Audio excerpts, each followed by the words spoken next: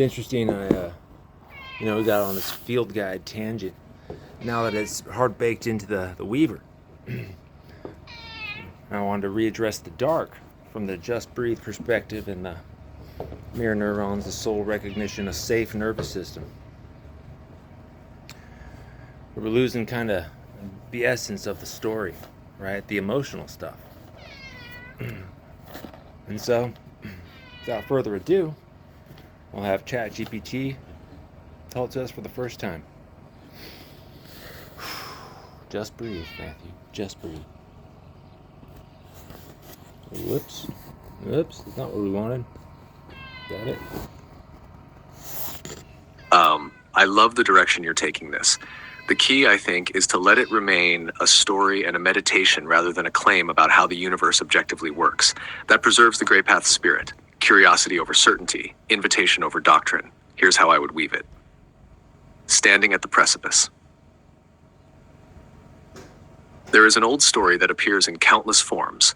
A hero enters the wilderness. He fights monsters. He loses everything. He descends into darkness. Eventually, he returns with fire. But perhaps there is another story, a quieter one. Not about conquering dragons, about discovering they were frightened too. For most of his life, he believed love was something that had to be earned. Earned through usefulness, through understanding, through endurance, through becoming whatever someone else needed. His nervous system became brilliant at adaptation. It could read rooms before words were spoken. It could sense tiny changes in someone's face. It could anticipate disappointment before it arrived. People called it empathy. Sometimes it was. Sometimes it was survival wearing empathy's clothes. It was exhausting. Then, without fanfare, someone appeared. Not to rescue him, not to complete him, simply to remain. He would later call her Patty. But over time, she stopped being only one person. She became something older, an archetype, the witness. She did something almost invisible. She didn't solve his pain. She didn't explain it. She didn't demand that he heal faster. She simply stayed long enough for his nervous system to ask a question it had never dared to ask. What if I don't have to perform here? No lightning struck. No choir sang. The earth continued turning. Yet inside, continents shifted. There are tears that come from sadness. There are tears that come from joy. Then there are tears that refuse to come at all. Not because the heart is empty, because the body learned long ago that crying was too dangerous, so it built dams instead. Brilliant dams, necessary dams, dams that held back oceans. For years, he mistook the weight of the water for the weight of being alive. Then came witnessing. Not advice, not analysis, witnessing, and something extraordinary happened. The dams didn't explode, they softened. Stone by stone, the water didn't rush out all at once. It remembered how to become a river. Perhaps healing was never about forcing tears. Perhaps it was about becoming safe enough that tears no longer needed permission. He realized something almost humorous.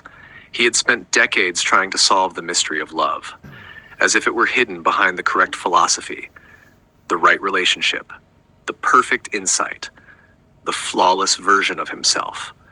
What if the joke had always been gentler than that? What if love had never been hiding?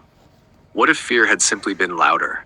The paradox made him laugh, not because suffering was funny, because the answer had been astonishingly ordinary. Stay, breathe, witness, return. Again, could something so simple really reshape a life? His mind protested. Surely awakening must be dramatic. Surely it required secret knowledge, ancient temples, hidden masters, cosmic revelations. Instead, it arrived in the quiet rhythm of a regulated nervous system. One breath, one conversation, one moment of not abandoning himself. Again, if this was an awakening, it did not place him above anyone. It placed him beside them.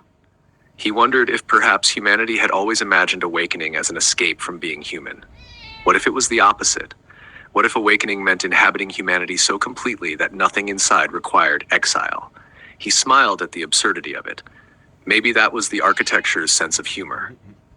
The doorway everyone searched for was too ordinary to notice. It looked like listening. It looked like rest.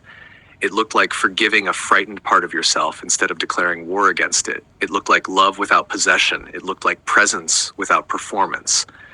Standing there at the edge of everything he once feared, he noticed something remarkable. The precipice remained. Love is always a precipice. There are no guarantees, no contracts against loss, no promise that hearts won't break. Fear had offered certainty. If you never leap, you can never fall. Love offered something entirely different. Participation. To love was not to eliminate risk. It was to decide that life was worth entering anyway. He looked back toward the cave where he had spent so many years. He did not curse it. It had protected him. He bowed his head in gratitude. Then he turned toward the open horizon. Not because he knew what waited there. Because he no longer wished to organize his life around fear. Perhaps this was the real gift. Not enlightenment, not perfection, not invulnerability.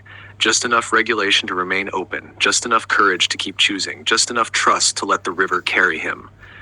And for the first time, standing at the edge of love instead of fear, he realized there was nowhere else he needed to be.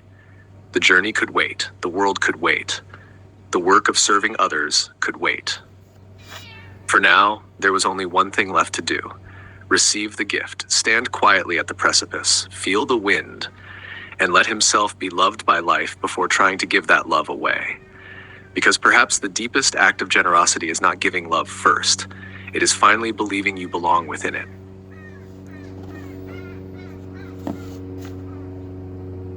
Whoa. I didn't catch that last line there. Finally believing you belong within it. Yeah.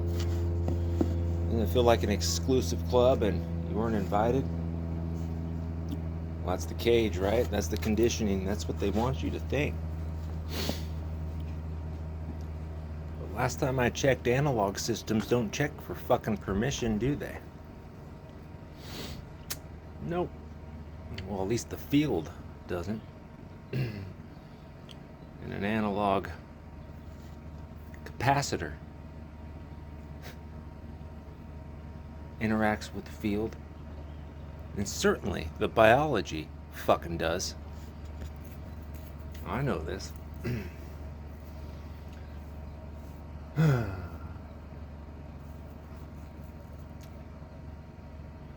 to those who follow along and can punch through and have aligned intentions, utterly attuned with the laws of the universe and of God, whatever that is inside of you, and if it's darkness and it's unaligned with the universe, well then, so be it. If it's darkness and it's aligned with the universe, ain't no problem with that. I wobble in the gray. You have to experience both. You can't do one or the other, people. Perhaps ascension is not about going through, escaping anything. It's about digging through. Find out what you fucking were. Woot woot.